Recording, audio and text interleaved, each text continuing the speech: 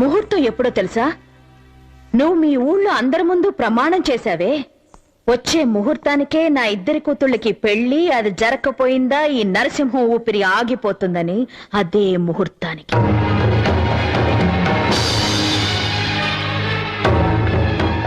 ఇప్పుడు తలదించుకున్నావే, జ్ఞాపకం ఉందా? నా పెళ్లిని ఆపినప్పుడు మా నాన్న కూడా ఇలాగే తలదించుకున్నాడు, తన కూతుర్ని తలుచుకుని.